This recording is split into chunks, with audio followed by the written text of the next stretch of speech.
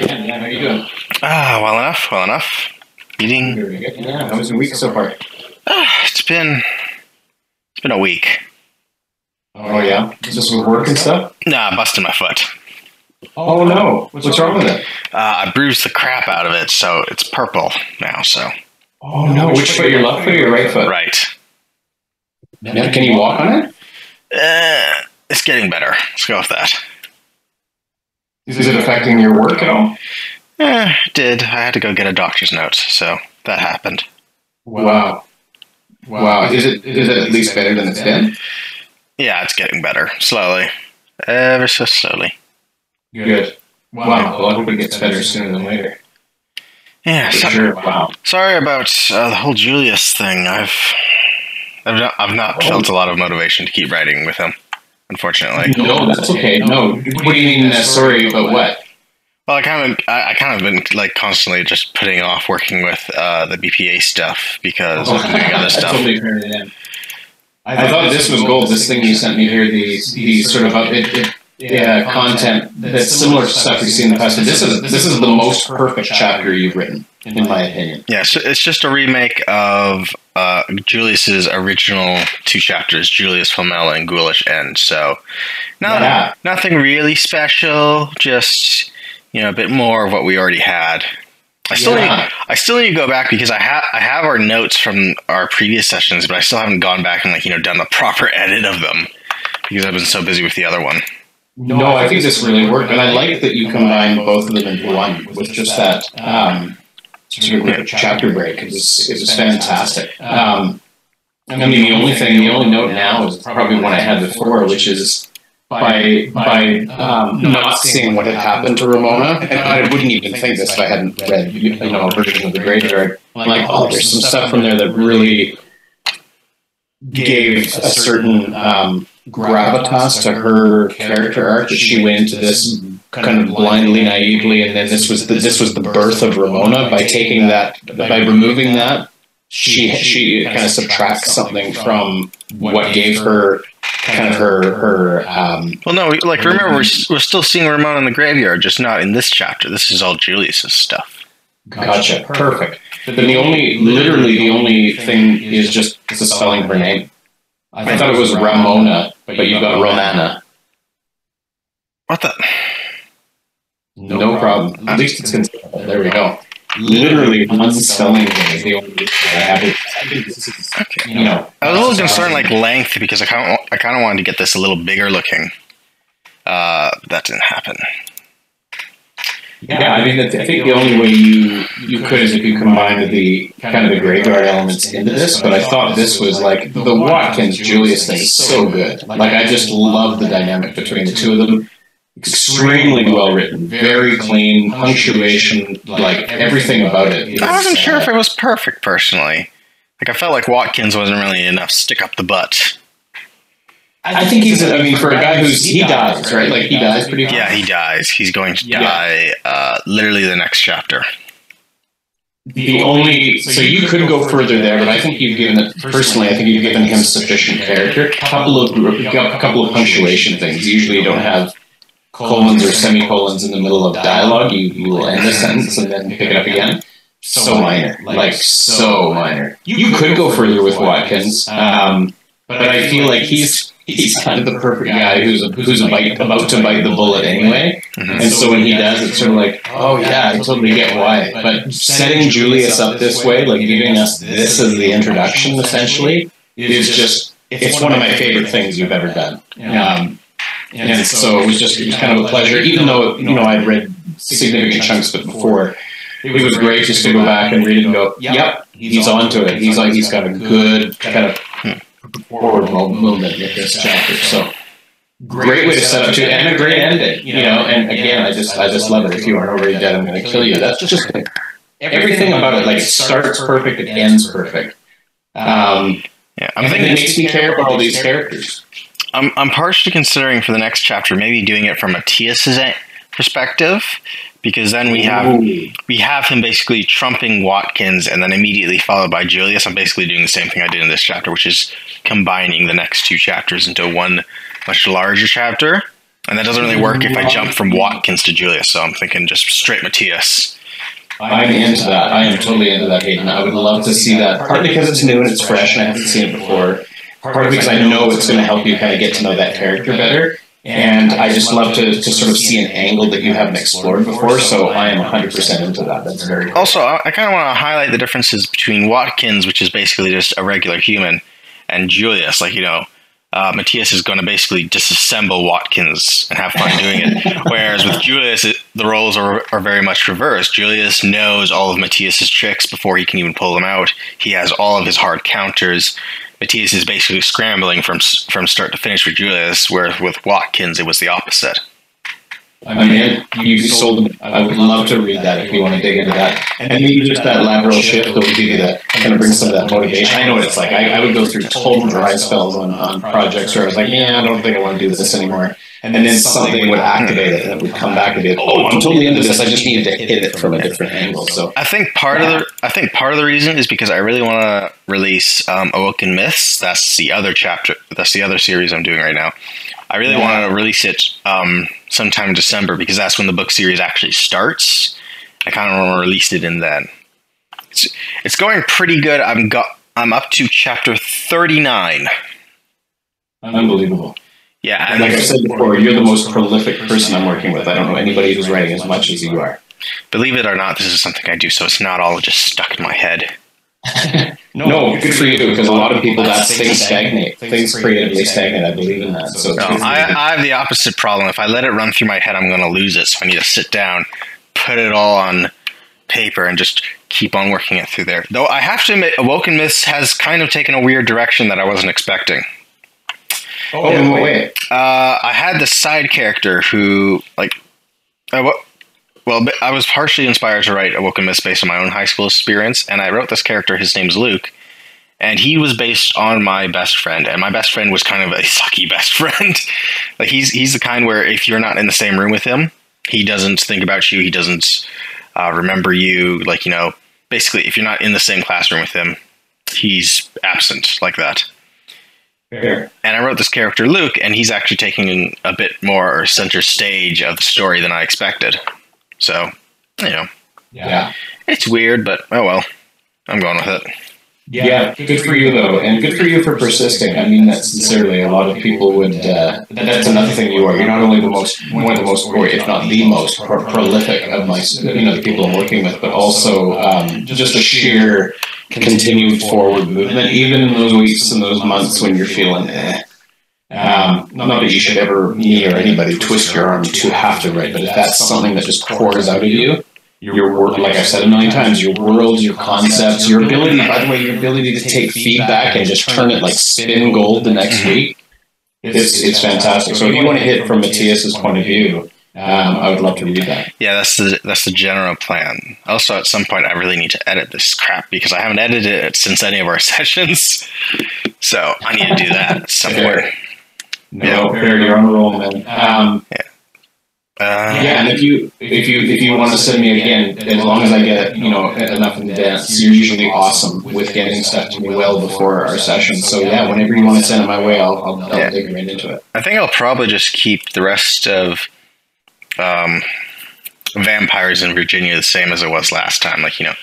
The same school eating, the same interview, all the same stuff. Okay. So this is technically speaking closing in on finishing somehow. Good for you.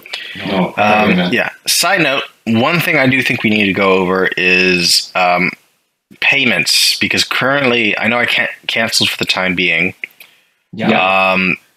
Okay, so you have a bunch of back sessions, so you don't have to. I think I've got 8+ back sessions at this point. I'm not 100% sure. So we had five sessions banked for after September. And that included, let me just go back to the email here. Does that include, I don't think that included the October payments. Yeah, your last payment, let me just double check here. So that's about 13 sessions currently banked, I think. Well, keep in mind, the last invoice you paid was October 3rd for, let me just double check September 28th. You didn't pay anything in October. No, I did pay. I remember I got a bill and I was like, oh shit, I forgot to stop paying. Sorry, you did. And I think I might I'm not sure. Did I stop in November or? So here, it was in the last email I sent you. Let me just double check here. I'm checking my invoices from you now. No, please do. Yeah, absolutely. So the email that I sent you October 30th, I went through your sessions, and you had basically you had several bank sessions from August and October that we pushed forward into November and December. So what you had was, we had made up previous bank days. We can go through it if you'd like. In June, we had 5 sessions in June. We had 5 sessions in July. So that made up for 2 of the 5. And then what happened is you paid in October. I paid October 3rd for the month of October, and then I paid again October 28th for the month of November, it seems. So you actually paid, what you did is you got a message from me indicating that you had made payment. So here, I can show you right here in square. So you actually made your payment on the 27th of September.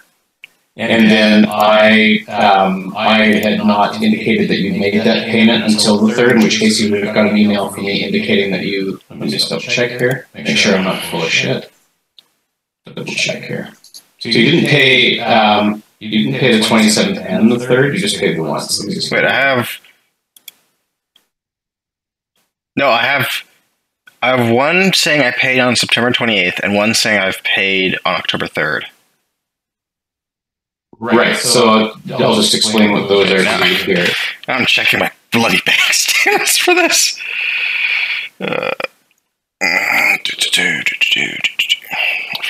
Wrong password. So what happens is the invoice you received on the 28th was the amount that you paid that was charged to your Visa 9104.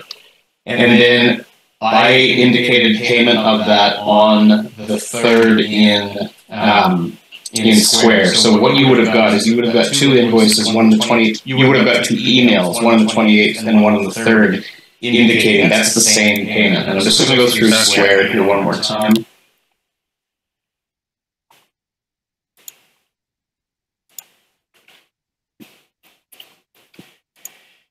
Yeah, I'm starting to think Square isn't very good at keeping all this organized.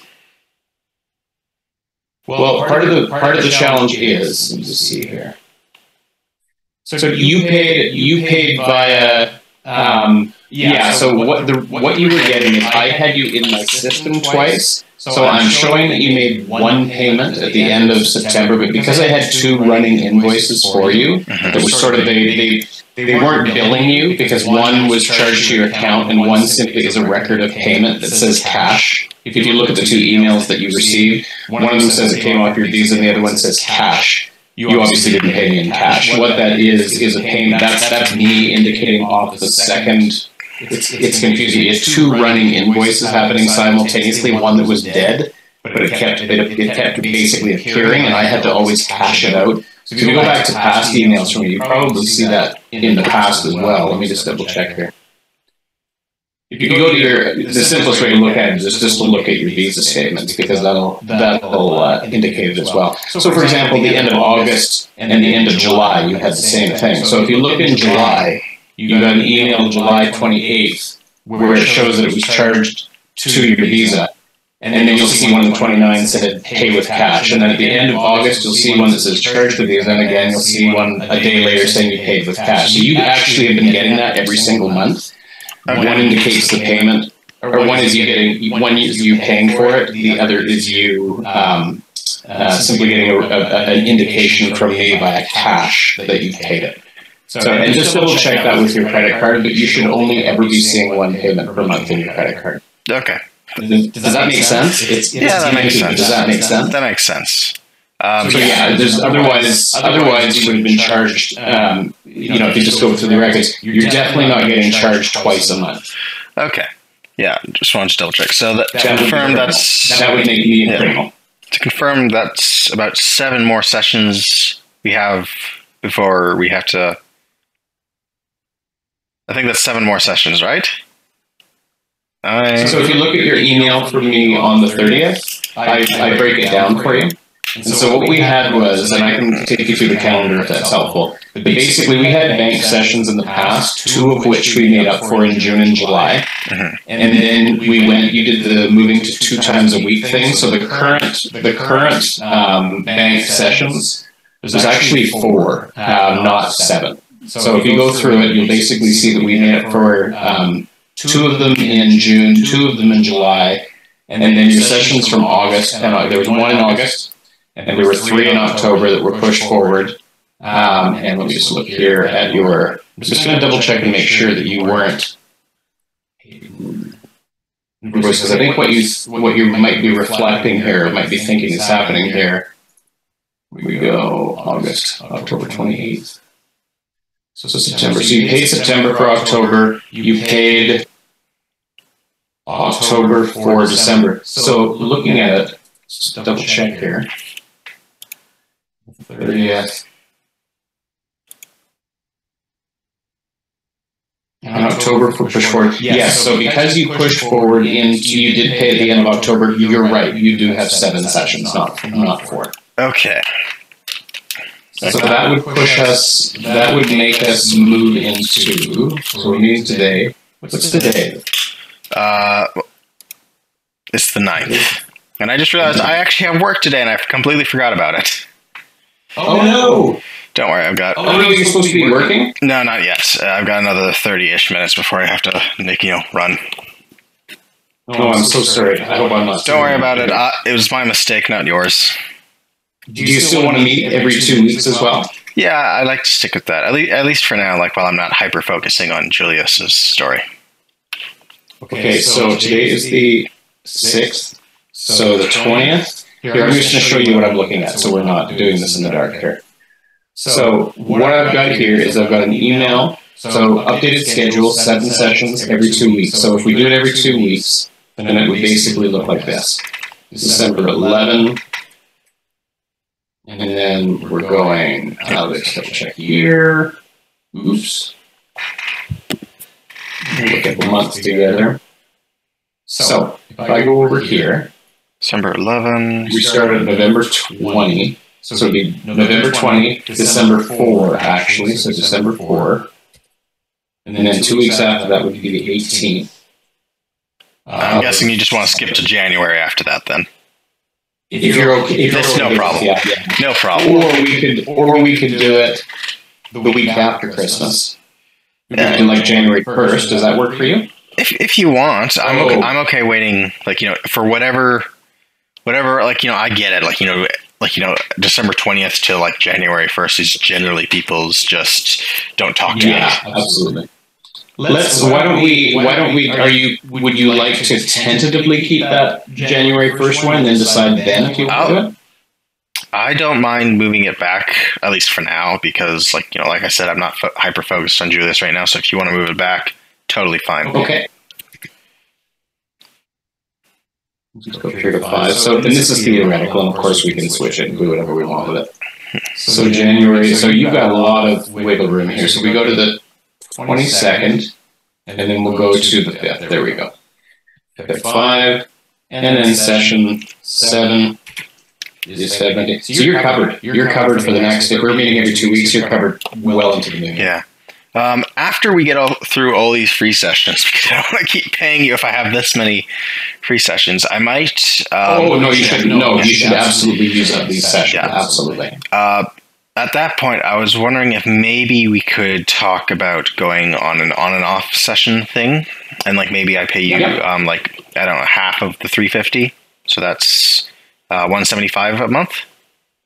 Yeah, so typically how it works, but we can work something out. Typically how it works is the moment people go to weekly, like per weekly session, because my usual session is $150 per session, which is why I offer people $350, because normally that would be $600. I'm not going to charge you $600.